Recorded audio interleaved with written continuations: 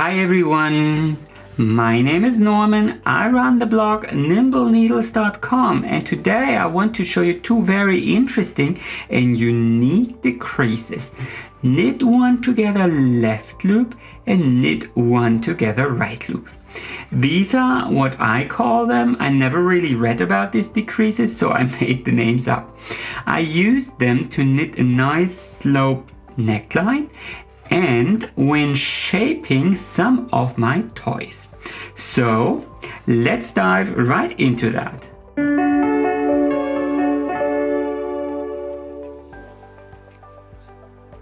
I'm quickly going to show you how to knit one together left loop and right loop, and then I'll show you how I use them and why I actually need these stitches.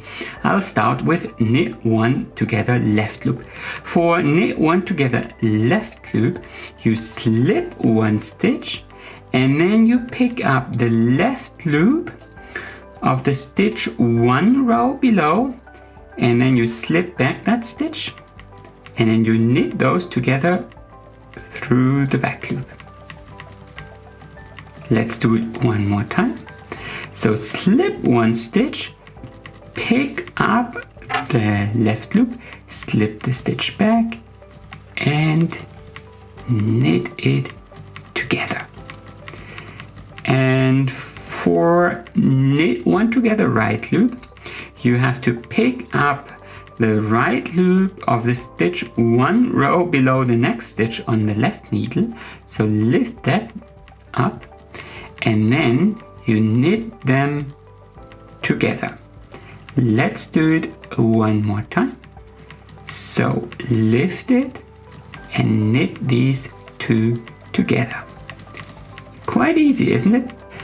So how do I use these stitches? There are two reasons really. The first one is probably a bit easier to understand. If you want to knit a sweater bottom up, you usually bind off the stitches around the neckline and then you pick up the stitches for the collar.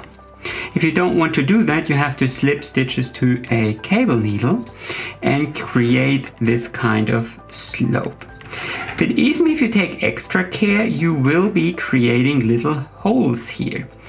And I knit the stitches here on the wrong side and slip the first stitch on the right side. But even then I get these kind of holes. So let me show you.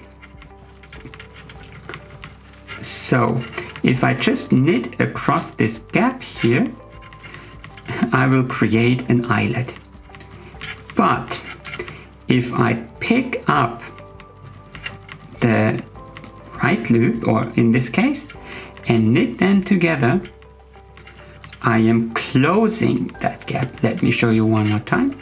So here is another gap. So I pick up the left loop and thereby close it, and I don't end up with these holes here. So the second way I use these stitches is a bit harder to explain.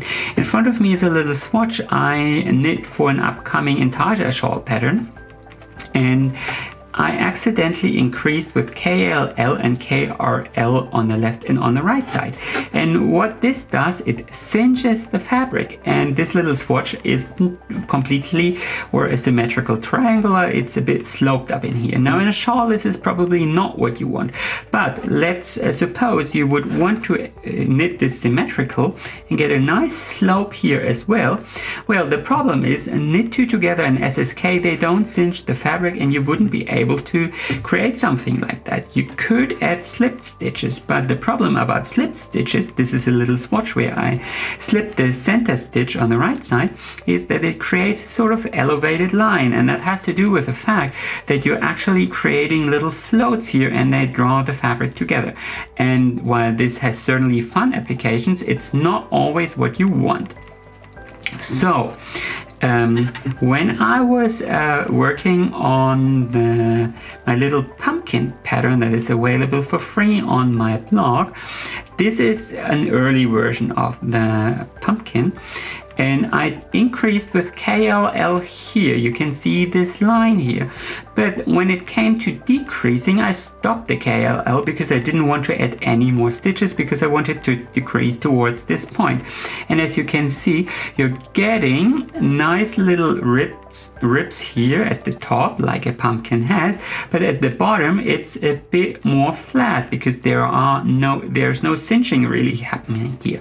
So what I did, I added a line of knit one together left loop and knit one together right loop here, and this gets adds a nice little cinch here. See, a nice little cinch here you don't get when you don't add the knit one together left loop and right loop. Anyway, that's how I knit one together left loop and right loop. I really hope I was able to show you this rather unique technique. Please give me a thumbs up if you liked this video, comment with your questions or your feedback, and of course make sure to subscribe to my channel if you don't want to miss any new videos. Happy knitting and enjoy the rest of your day!